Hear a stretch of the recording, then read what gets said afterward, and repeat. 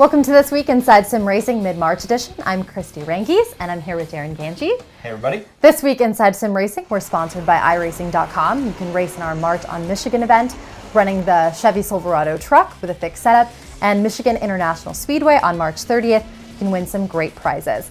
We'll have more on that at the end of the show, but first up, before we get into things, last week on your first show, a lot of people asked, who is this person? So I figured it'd be nice to just kind of do a little bit of an introduction.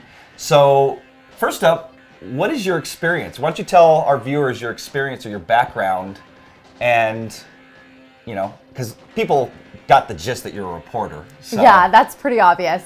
Well, I've been doing reporting for a little while now. I've worked for some pretty cool companies, including an affiliate of CNN, a couple affiliates of NBC, but right now I'm working for an NBC affiliate right here in Spokane, KHQ. You can view them on khq.com if you want. You can watch some of my shows. You can add me on Facebook or also on Twitter. And actually, if you go to YouTube and type in her name, there's some segments of you. Yeah, definitely. I'm all over Google, so if you just spell my name right, which might be kind of hard, but if you spell my name right and type it into Google, you'll definitely be able to find some stuff about me. So another question before we get going. So the Stig license plate, how did that come about? Now, are you a fan of Top Gear, or? Yeah, I'm a huge fan of Top Gear, mostly because I watch it with my boyfriend, and we were looking for some creative license plates, and that was one of the one that came up. So, and we'll definitely have a picture for it right now. Take a look at that. Actually, I took some when I got here, so. Oh, perfect, cool. And one more question. So, now sim racing. Now you have an interest in it. Now your boyfriend, he's into Gran Turismo. Yeah. We just set you guys up with a wheel, and you were telling me how you enjoyed that. And yeah, definitely. Anybody who wants to send me any tips, I'd love to hear it. Right now I'm kind of working on not overcorrecting as much when I'm steering, but it's definitely a lot of fun, and I'm looking forward to playing more. And I gave her a field of view tip. I think that was part of the problem. She was sitting a little far. And you're saying Tate's got like an 80-inch screen, projection screen or something? Yeah, maybe you can give us a picture of that, because I'd like to check that out. Definitely. My boyfriend and I, we have a projector, and it's about 80 inches, and we have this one big wall in our new place, and we play on that. So definitely a lot of fun. Cool. Very cool. Well, welcome to the show, Christy. Thank you so much. Great to be here with you. So what do we got? Well, first up on today's show, we've got the IGP manager has an update. So you and Sean are addicted to this. Don't you guys play this all the time? Every Sunday now, we meet up for our IGP manager race, and I honestly can't believe how addicted I've become to this. What's so great about it?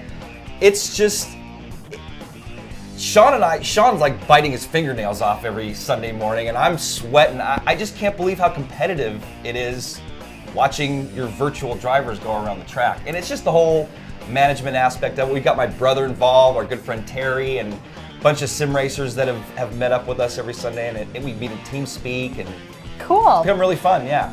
And actually they're gonna be having a new Pinnacle series that they're gonna get all the top IGP managers to race against each other. We'll be covering it here on the show, so that's going to be coming up soon, but some new updates. So some of those updates include the new free viewer, mainly a duplicate of the subscriber version, but without the animation. Improved overtaking as well, which reduces situations where cars can get held up in an unrealistic fashion. 10-minute lockout on prep instead of 30, reducing the chance of the weather changing significantly, and it gives managers 20 minutes longer to prepare for each race. You'll also now be able to see how wet the track is in the rain in the weather widget. Then there's some other options that are going to be available or unlockable with reward points, and those are KERS level and tire temperature readouts in the time charts for other drivers. You'll be able to add 5 additional laps to practice per driver for a single race, and you're actually going to be able to change your driver's nationality with reward points. How cool is that? You can have a Spanish driver, a Jamaican driver even. So cool. So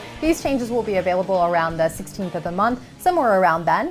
But going into our next topic, we have a preview build of Ritza Formula Truck. So we'll have our very first look at that really soon. So if you're not familiar with that title, Brazilian game developer Ritza Studios and King Truck, they're the promoters of Brazilian Formula Truck series. They've been hard at work on the development of their new game title, Formula Truck for Windows PC, the official simulator of the popular Brazilian Formula Truck series.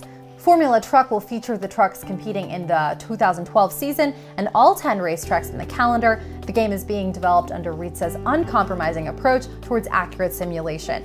They're doing this in order to recreate as realistically as possible the experience of racing aboard the 510 1,200 horsepower turbocharged super trucks that all compete in the series. So Darren, you've been racing these huge monsters. What do you think so far? Pretty cool. I'm really impressed with it so far. Physics are great. Graphics are actually more impressive than I expected, seeing that it's a dated game engine. But Sean hasn't got to try it yet, and I know he's dying too because he wants to drive a big rig after we're done with the show here. I bet. So what about the track itself? Does it feel different than driving a regular car? For sure. You can definitely tell that there's a lot more weight behind these things. The other thing too is they've got so much power and torque that, and without the trailer attached, coming out of corners, I just gas it and the rear tire starts spinning because there's just so much power. And again, it doesn't have that weight on the back, so. Well, that sounds like it's fun to drive. It so is. That game should be released around the 23rd of this month, around then. So look out for it and look out for our first look about it. That's right. Next up, people are going to be shocked to see this stuff on the show. Definitely surprised. Fanatec Club Sport Wheel and Club Sport V2 pedal reviews are coming soon, but I believe you had a falling out with them at some point, so why are they here, Why are they Sean? here? Darren. I'm Darren, by the way. Yeah, sorry about that. That's okay. That's a great question, Christy, because yeah, we told you a little bit about the history about this, and I did have a falling out with Fanatec, and we didn't get anything for a year from them, and kind of smooth things over. You know, no hard feelings from our part, obviously no hard feelings from their part, but yeah, it's great to have their stuff back on the show. We're going to be reviewing the Club Sport Wheel, Club Sport Pedals, and we'll be having that very soon, but good to have their stuff back on the show, and no hard feelings out there, Thomas. Everything's cool on my side, so hopefully it is on yours. Why don't you reach out and send me an email sometime, buddy? Well, that's all we have for now. We're going to go to a commercial, but we'll be back soon. Keep watching. I'd like to give a shout out to our sponsor, GT Omega Racing. And if you haven't checked them out recently or you're in the market for a rig, they've got the redesigned Pro Edition that they've made some significant changes to. Also have the Evo model and a wheel stand that we're going to be reviewing here soon on the show. So check out gtomegaracing.com.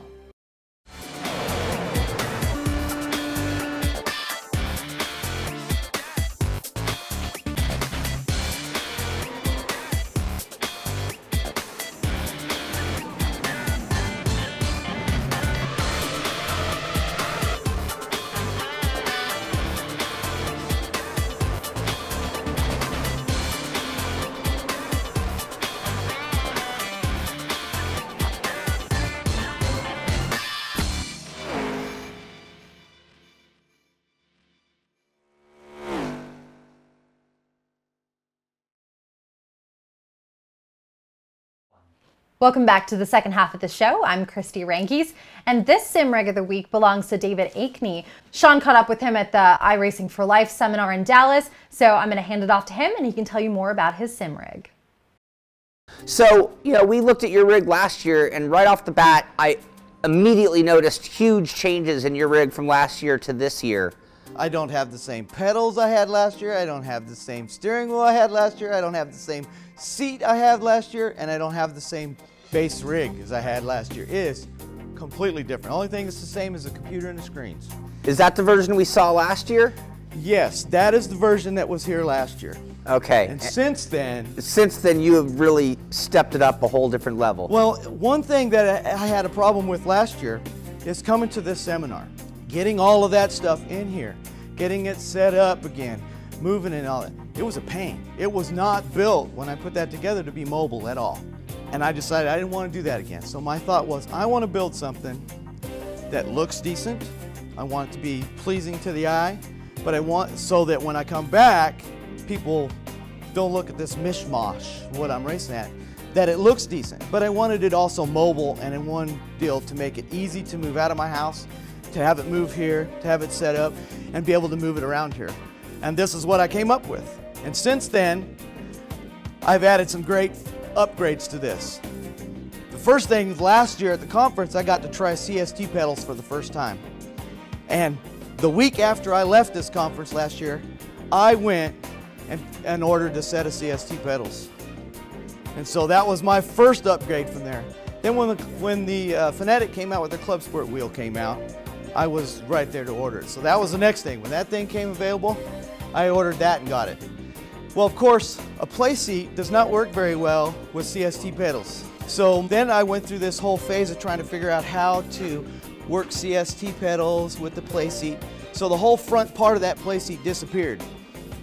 And then I was using fireplace logs and plywood to raise them up, move them around, try to get a good setup where I wanted it. So then I knew how high I wanted that pedal set to be. Then I decided that I wanted to add some sim motion. I really thought that's a great immersion factor. I think it would be good to do.